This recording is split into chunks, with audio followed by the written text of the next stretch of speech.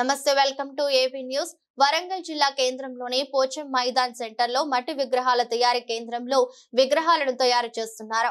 ఈ తయారీ కేంద్రంలో సుమారు 3 రకాల మట్టితో విగ్రహాల తయారీ జరుగుతుంది. ఇందులో వాడే మట్టి రకాల చెరువుల్లో ఉండే బంక మట్టిని తీసుకుని వాటిని మొదట లేయర్ గా, రెండవ లేయర్ గా హైదరాబాద్ నుండి ప్రత్యేకంగా చౌడు మట్టిని తెప్పించడం జరుగుతుంది.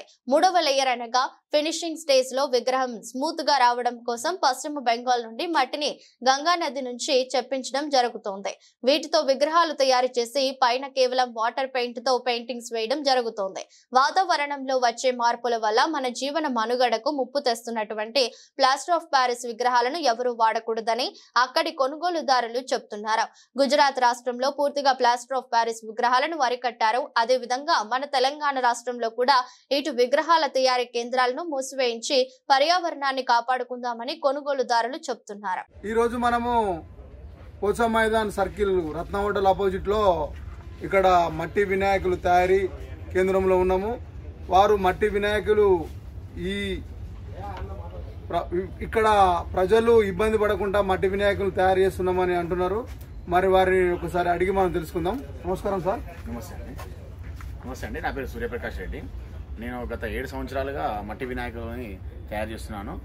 మనము మట్టి వినాయకులు ముఖ్యంగా ఎందుకు వాడాలి అంటే, ఒక పిఓపి విగ్రహం అనేది తీసుకుంటే మనం నిమజ్జనం చేస్తే చెరువులలో ఎక్కడైనా నిమజ్జనం చేస్తే ఆ పిఓపి లేయర్ కింద చెరువు కింద మొత్తం ఒక లేయర్గా ఏర్పడి నీళ్లు ఇనకక వాటర్ అనేది తర్వాత మనకి ఇబ్బంది అవుతుంది తాగడానికి. ఎగ్జాంపుల్ మనం చూసుకుంటే, మనం బోర్ వేసినప్పుడు కానీ ఎప్పుడన్నా ఇంతకుముందు 50 మీటర్ 100 మీటర్లలో ఫీట్లలో వచ్చేది వాటర్ వచ్చేది. ఇప్పుడు కనీసం 400 500 అలా వేయాల్సి వస్తుంది.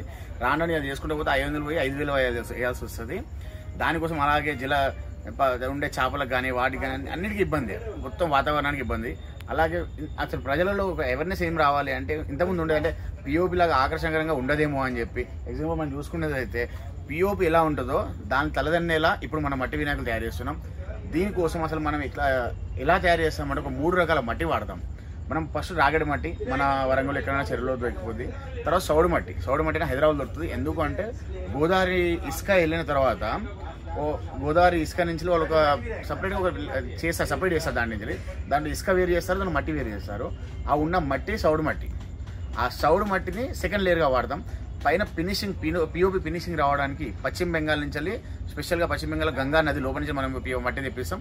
చాలా గట్టిగా అయిపోతుంది. ఒక బయట మనం పెడితే ఒక అర్ధ గంటలో గట్టిగా అయిపోతుంది. వాటర్లో వేయగానే ఒక 1-2 అవర్స్లో మొత్తం మట్టి అయిపోతుంది. దాంతో అసలైన ఫినిషింగ్ వస్తుంది పిఓపి మనది గంగా నది మట్టితోని.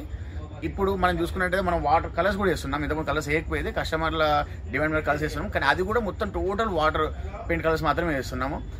అందరూ కూడా ప్రతి ఒక్కరు కూడా ఈ పిఓపి అనేది మొత్తం బంద్ చేసి అందరూ మట్టి పెట్టాలని కోరుకుంటున్నాం. అలాగే గవర్నమెంట్ కూడా గుజరాత్లో చూసుకుంటే గత 11-12 సంవత్సరాల నుంచి పిఓపి అనేది మొత్తం క్లోజ్ అయిపోయింది.